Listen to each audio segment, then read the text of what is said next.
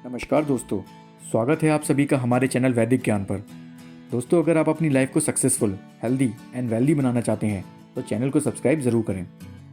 ये विधि जो मैं आपको एक कहानी के थ्रू बताने जा रहा हूँ, ये सिर्फ एक कहानी नहीं है बल्कि एक तरीका है प्रार्थना करने का जो हर किसी को नहीं पता है। दोस्तों, आपने सदगुरु जी के बारे में तो सुना ही होगा, वो भी इस विधि का समर्थन करते हैं। इतना ही नहीं, आप लोगों ने लॉ ऑफ अट्रैक्शन के बारे में भी सुना होगा। ये विधि उसी से जुड़ी हुई है। दोस्तों, मैं किसी अंधविश्वास के बारे में बात नहीं कर रहा हूँ यहाँ। आप एक बार खुद महसूस करें कि आप जिस चीज़ से ज़्यादा डरते हैं अक्सर वो आपके साथ होती है, क्योंकि आप उस डर को महसूस करते हैं, उसका एहसास ऐसे करते हैं कि जैसे वो आपके साथ हो रही हो। एक बार अपनी खुशी को महसूस करिए, जो चाहते हैं उसे अपने पास महसूस करिए और ऊपर वाले का धन्यवाद करिए कि आप उसके शुक्रगुजार हैं कि वो आपको मिली। और ऐसा दिन में 2 बार करिए, सुबह उठते ही और सोते टाइम, जब आप नींद में आ चुके हों, क्योंकि ये 2 टाइम ऐसे होते हैं जब आपके कॉन्शियस माइंड की तर्क करने की क्षमता कम होती है। आप अपने सबकॉन्शियस माइंड तक इन बातों को आसानी से पहुंचा सकते हैं।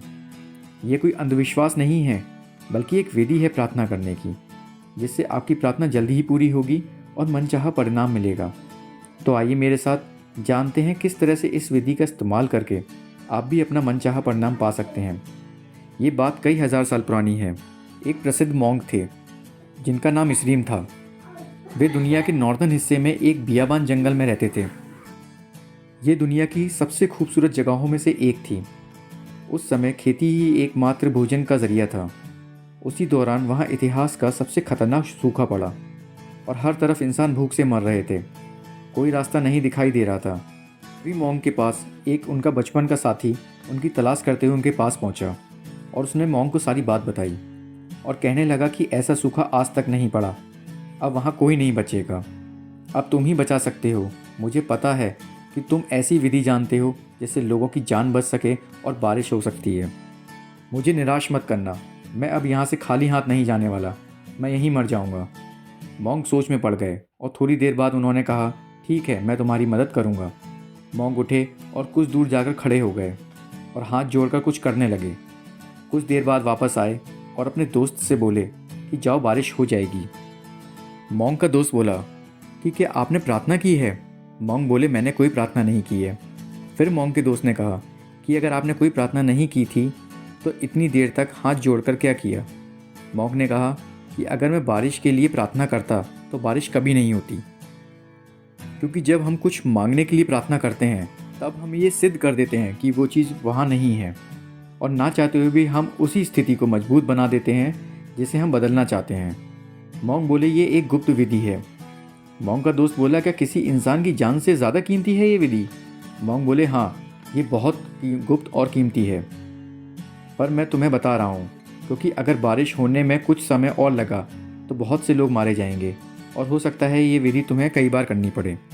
मैं अब बूढ़ा हो चुका हूँ, मेरी उम्र अब ऐसी नहीं रही है कि मैं इस विधि को बार बार कर सकूँ। मॉन्क बोले, मैं तुम्हें इसे बताता हूँ, लेकिन जिस दिन भी तुमने इसका गलत प्रयोग किया उस दिन के बाद ये विधि काम नहीं करेगी।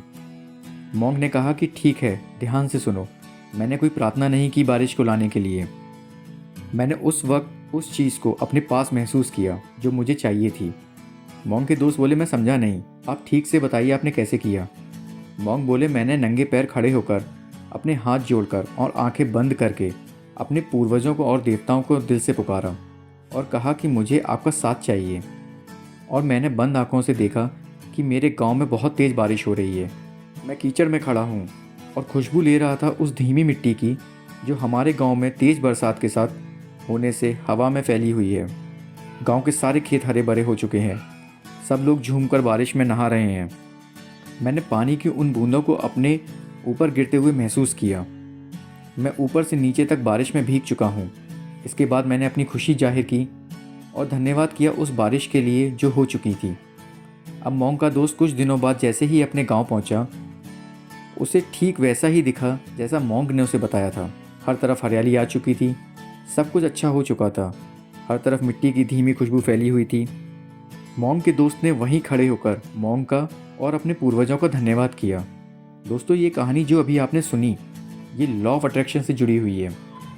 इसी से रिलेटेड एक बुक भी लिखी है, the power of subconscious mind, जो अपने टाइम की बेस्ट सेलिंग बुक है। इस विधि पर विश्वास करते हुए और इसका इस्तेमाल करें, आपको परिणाम ज़रूर मिलेंगे। धन्यवाद।